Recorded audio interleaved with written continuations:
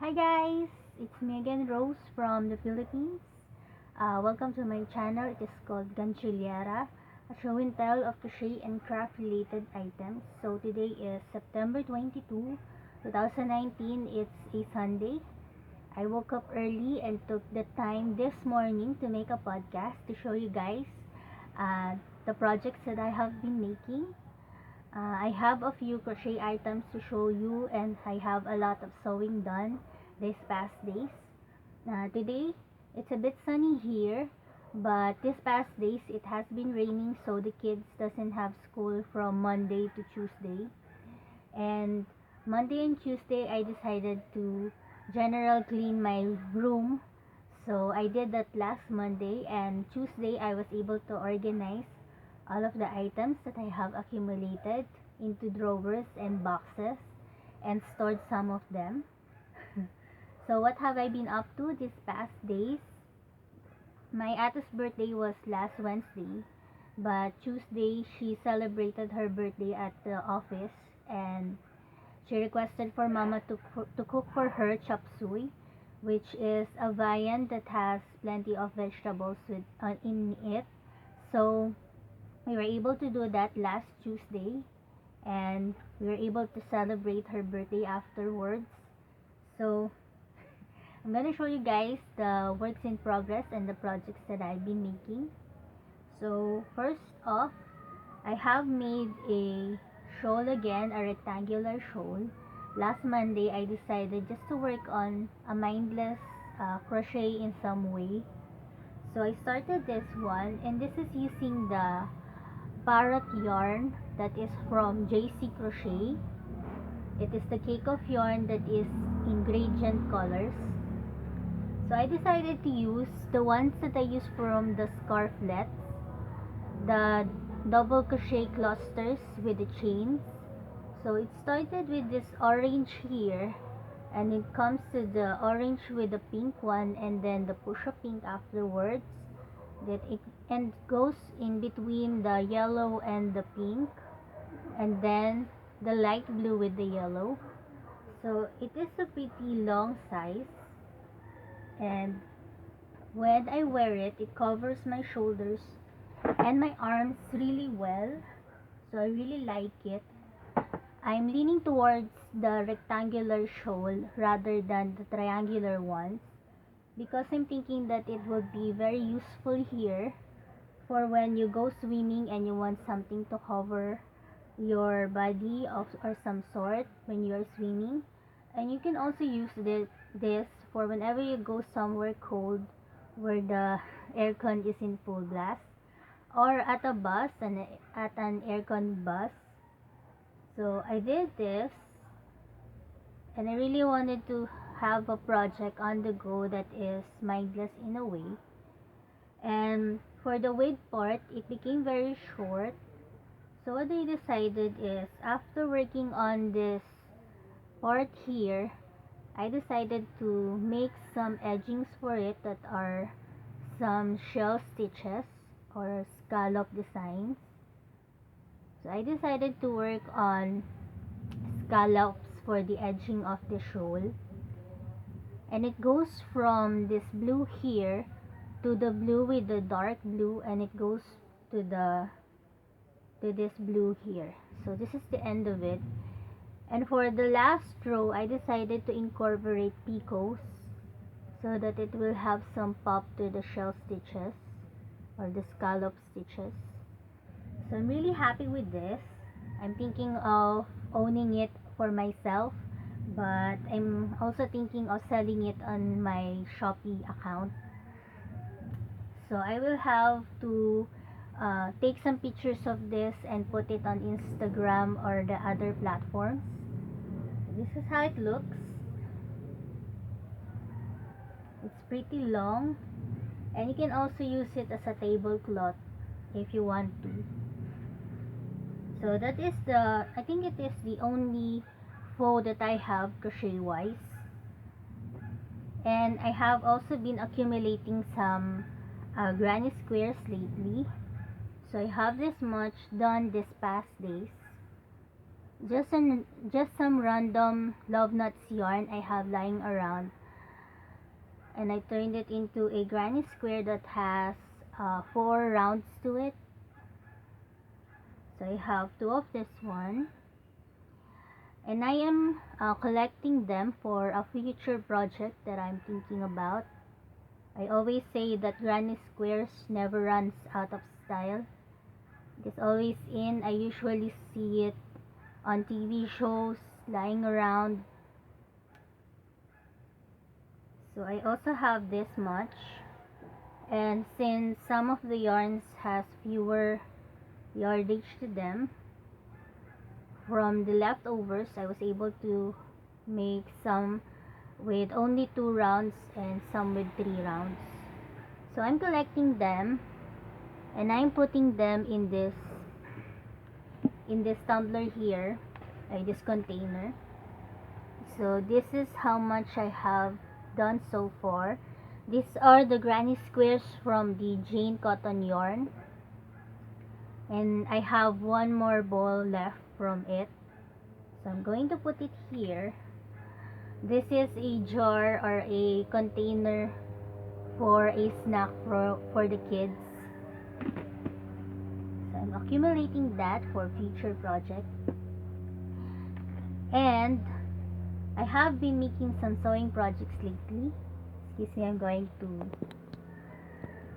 take this up a bit so that you can see me better. So I have been sewing lately. Last Wednesday I woke up and decided that I wanted to sew, and I have been accumulating fabrics from different other projects and from the ones that Mama gave me. So I have also been cutting them into pieces, and I wanted it to be a bit simple rather than the crumb quilt that I made where I cut it slanted. So for the fabrics that I accumulated, I cut them in a rectangular and a square piece, some small and big ones. So I did that last Wednesday. I was able to put together the cut fabrics that I accumulated. It was the fun part because you just mindlessly sew them together, trying to piece them together side by side. So I was able to make some panels from it, just like this one. So I put them together side by side, and they have some square and rectangular shapes to them. So for this one, I needed to turn this into a project bag. So I have accumulated a lot of panels. Still have these ones that I needed to make. So most of them I turned into rectangular. I cut them into a rectangular piece so that I can turn them into a duffel bag, because I wanted to make some duffel bags from when I go somewhere and ask people to buy stuff from me. The items that I have really fits inside a very big bag. The ones that I made from before are these ones. So they are a pretty hefty bag and very roomy inside, so that I can put here all of the items that I have been accumulating. And it has this strap inside, so that after putting all of the stuff inside, you can just tie it and it wouldn't fall off easily. So this is the first ones that I made, that I've been using for when I go shopping for fiber fill or some yarns, and sometimes I also use that from when I go to Quiapo to buy some beads. It is really useful and very handy, so that you wouldn't strain your hands from carrying something heavy. You just put it on your shoulder just like this, and then it will be portable and it will be much more convenient. So I've been meaning to make bags just like that, so I was able to make one. This is the only duffel bag that I've made so far. Turned out just like this. and sometimes the stitches goes loose, so I have some here that has been ripped out. So to cover that, I sometimes put a patch of fabric on it. But for this ones, I decided to make it much more sturdy by passing along several stitches so that they wouldn't rip out easily. This is the duffel bag that I made, and the other day I was able to put the strap on it, but I still have to put a strap on the middle part so that it will have something to tie inside. For this one, I made a mistake not when I compared the fabric to the lining, it didn't match, so I have this boo-boo here. Some of the lining you can see from the outside,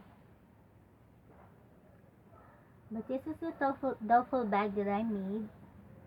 I was able to put together several panels of fabrics, and I also decided on working on another type of bag that is much more smaller for when I go somewhere and just needed to bring something with me, like an umbrella or a tumbler with some water in it.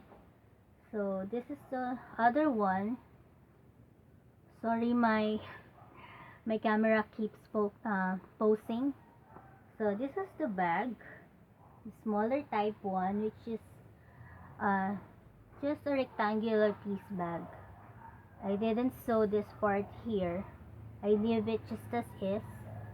So this is pretty handy for when you wanted to go somewhere and just put some stuff, some small stuff in it. And if ever you needed to put an umbrella or a tumbler, I have this one with the strap on it, and I have another one without the strap because I wasn't able to sew a strap yet. I was able to yesterday, but wasn't able to put it here yet. So last Thursday or Friday, Miss Terri of the Yarnjoy podcast referred to me a tutorial online because she thought that I have been making some crumb quilting. Hi, Miss Terri. I will put the link on her channel on the description box below if you want to check her out. She is also a fellow podcaster who loves crocheting and making other crafts.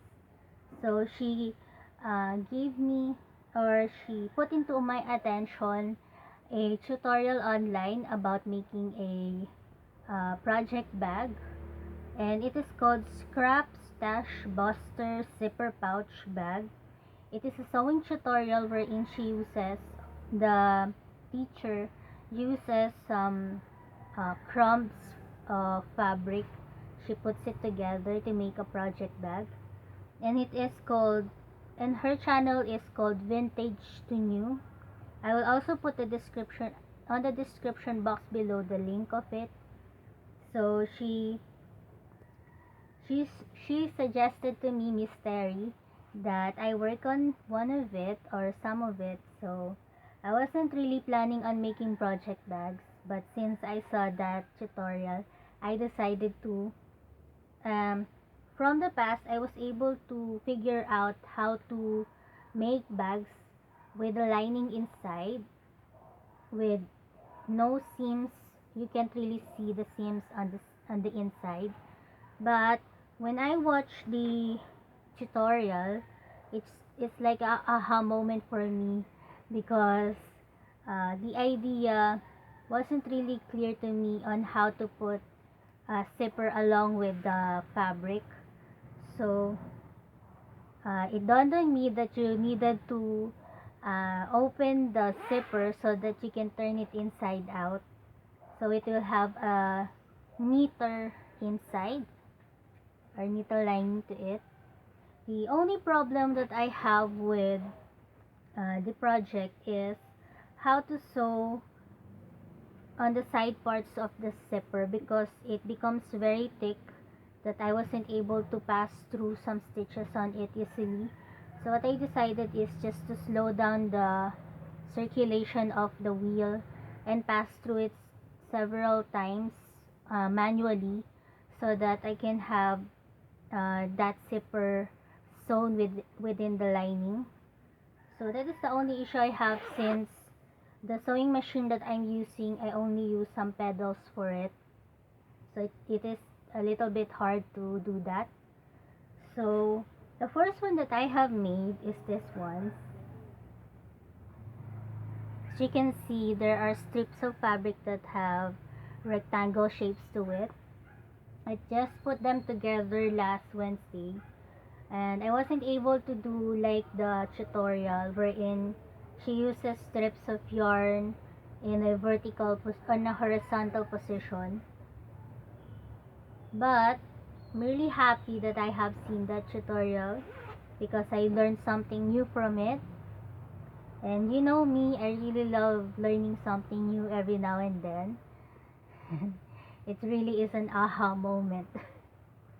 So, I made this bag, which is a little bit deeper inside, for projects. And I have used the zipper, which is the bigger sized one, the number 5, I think number 5, and the smaller one is the number 3. So for these bags, I use that size, and I made this one, and then I made another one which is taller. So this is really handy for storing your whips or your projects so that they will be separate from the other ones. The only suggestion that I have for the tutorial is how to put some handles on the side parts. So I decided to work on this last Thursday, and Saturday, I decided to incorporate a handle on it, since in my mind, I'm figuring out how to do it. So for this project bag here, I was able to do that. But for this one, I wasn't able to top stitch this part. So after working on the bag, that is when I decided to put it here. So as you can see, I can't really sew on this part because there's a thicker part here. So I just put a top stitch up until here. But I love making these bags, and I'm hoping to make a smaller one for a notions bag of some sort. So those are the projects sewing wise, and this is the other one, which is a wider one. So for those projects, I still have a few to make. I'm intending to make a duffel bag, 2 more or 3 more, because maybe I can also give them to my titas for Christmas. So since I have some more panels, I'm deciding on working on duffel bags.